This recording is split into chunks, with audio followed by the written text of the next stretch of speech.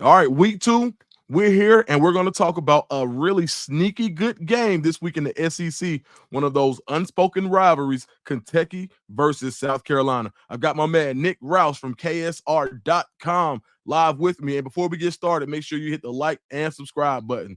Nick, what's going on, big dog? Man, it's a pleasure being on the 5 Star Flex. I'm fired up. It's week Yeah. 2, and we already have an SEC matchup. Usually, it Yes. takes a little while to get a little runway, but like you said, these two programs that don't really like each other. So I'm fired up. SEC on ABC.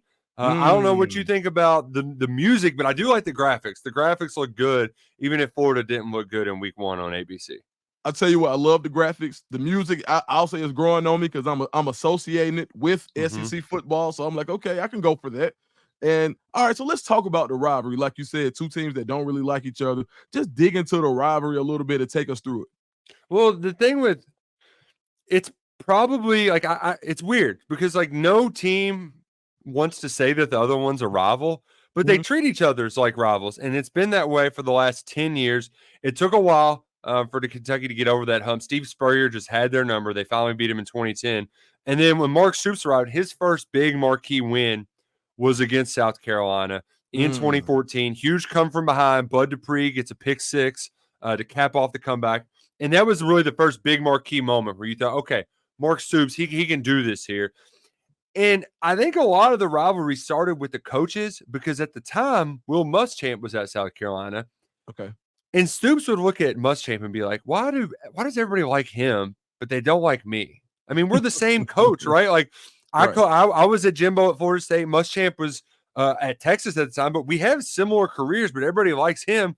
And I'm doing more with less over here. So I Right. think that's where it kind of got started. And then really there was a lot of close games, back and forth, back and forth. And then Kentucky, they just kept winning them. And South Carolina, after going off the Spurrier era, was like, all right, listen, we won 10 games in the SEC. We can't be losing to Kentucky. They got that Kentucky complex about them.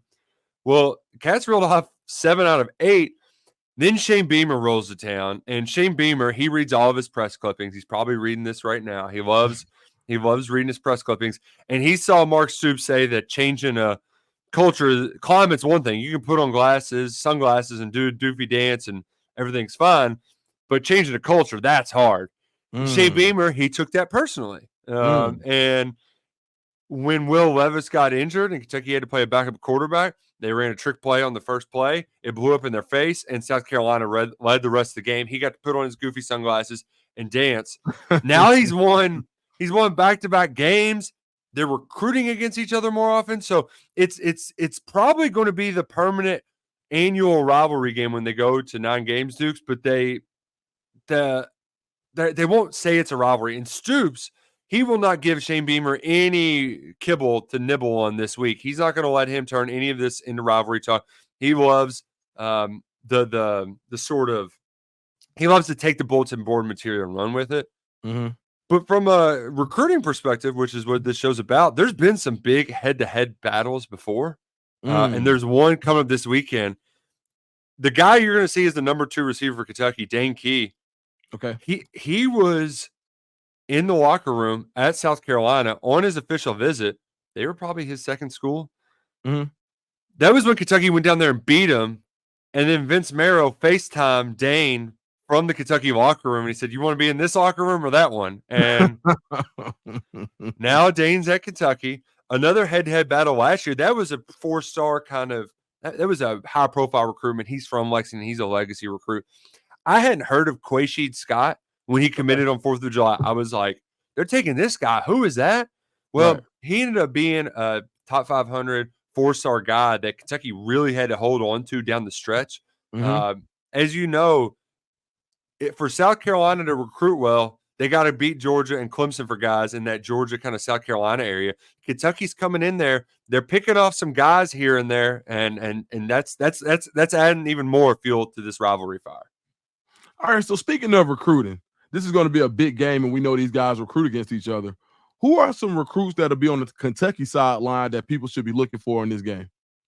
Well, a lot of commits will be in as they were last Saturday. It's funny though because they had to kind of sit around and wait for the lightning to die down. They had to deal with that whole shebang. Right. But the biggest name that KSR can confirm will be on campus is four-star tight end Michael Skinner, who is committed to Cincinnati, has been committed to Cincinnati for a while. Kentucky, they don't need a ton of tight ends in this class, but they need one at least. And they had their sights set on Brody Lennon, who they had an inside track with. They really liked the way he was evaluated. They got on him early. Then he came to Ohio State, and he was awesome. He balled out. He got the offer. The Cleveland kid isn't going to turn that down. If you notice, too, I believe Charles Powell in the 1-3 team bumped him up. Like everybody else still has him like outside the top 500, and he's a top.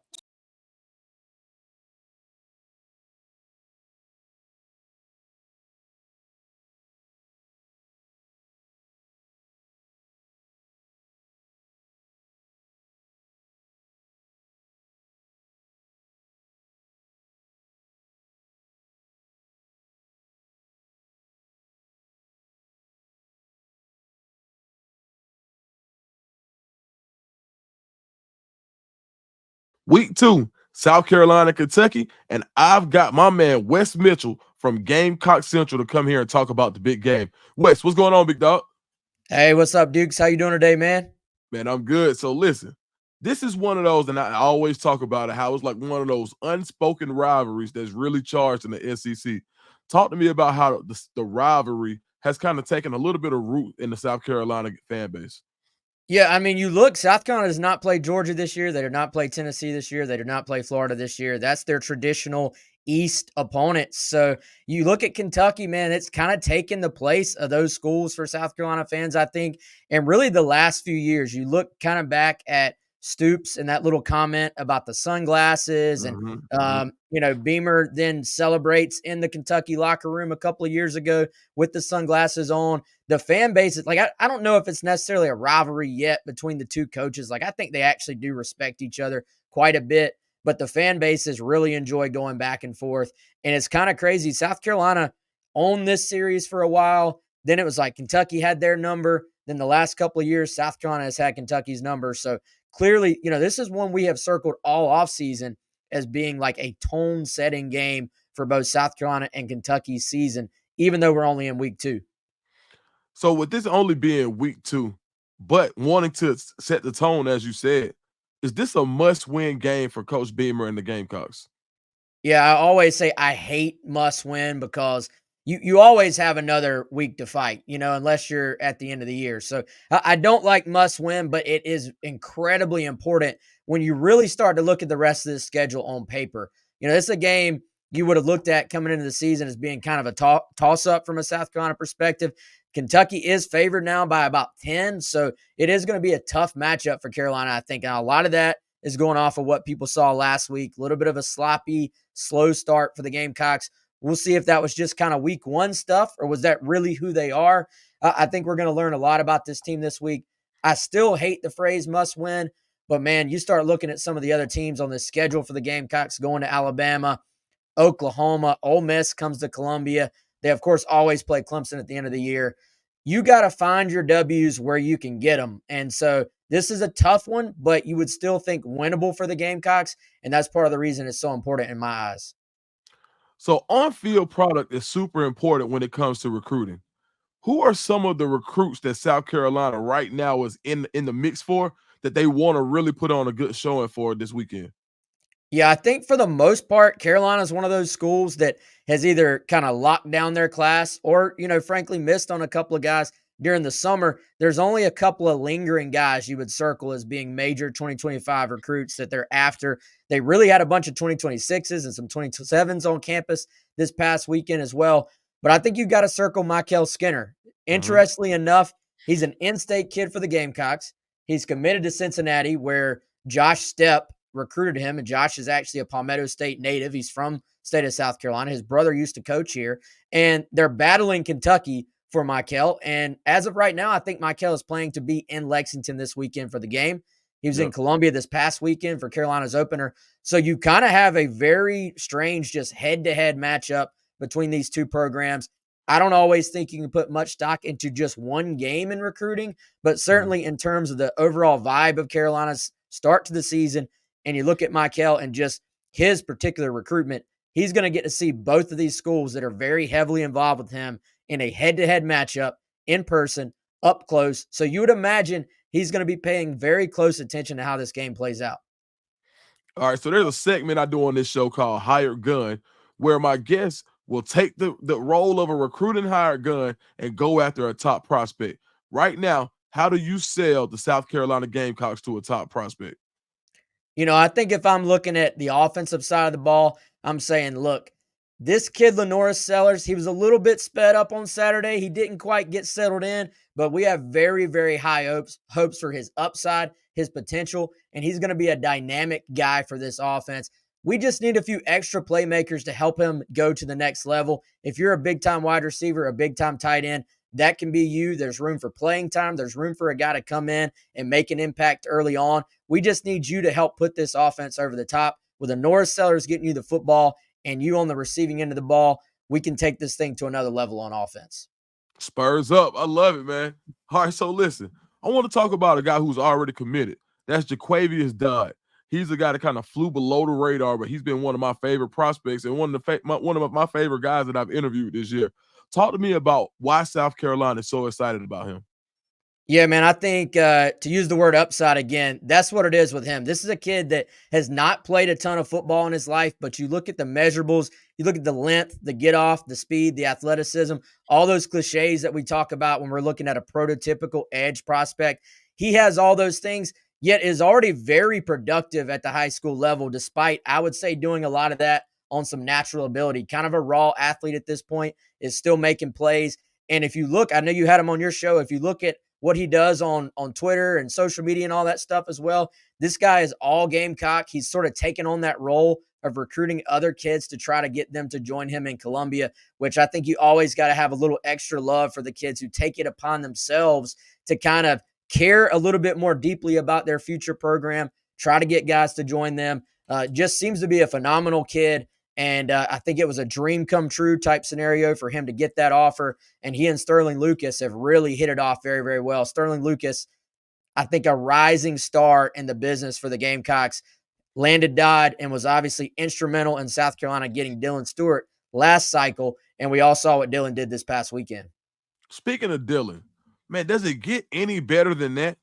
And as of right now, would you say he's on the same arc as maybe a Jadeveon Clowney? I always tell myself we're not comparing anybody to Clowney, right? Like Right. it's just not fair. Right. But man, I mean, that's got to be the best debut I've probably ever seen from a South Carolina edge rusher in terms of his first game. And he was out there for 30 something plays, and it was like I was mesmerized by just watching him because he impacted, it's not normal, I feel like, for a defensive end to impact just about every play that they're on the field. And he's a guy that I think very quickly offenses are going to have to prepare for. They're going to have to say, all right, where is number 6 on the field? That's something South Carolina has not had at that position in quite some time. So I could almost break my own rule, man, as much as I hate to do it. He's definitely the most talented edge rusher they have had since Clowney, in my opinion. And I would say to be determined on the rest. But it is exciting to think about what he could do in year 2, year 3, and even just the rest of this year as he gets more and more comfortable. All right, we got to do it. Westradamus, tell me how this game goes and give me a prediction. Whew. Man, I hate to do it. I think my Gamecock fans are going to say I sold them out, but I got to keep it real. I got to be honest. I think right now I do believe South Carolina is going to play better than what we saw this past week. I think a lot of new players on offense. Sellers, I'm telling y'all, this kid is talented. He just got a little sped up. I think he will get better as the year progresses. I watched Kentucky, though, man. They have new weapons on offense. That receiving core, pretty good. I feel like we're not used to seeing that from Kentucky. I don't know if they quite have the dynamic running backs they normally have, but I think on the road with a young quarterback for Carolina, it is tough. I think it's going to be tight, as it always is.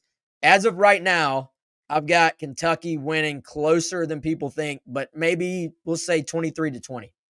Okay. And that's not bad. And I respect your honesty because every time I talk to a team site guy, no matter what the game is, they're like, "Yep, we're going to win it." And so for you to really just have the fortitude to say, "You know what? Forget it. This is what I see, and I hope I'm wrong." I love it. Wes, where can everybody find your work on social media and tell us about Gamecock Central?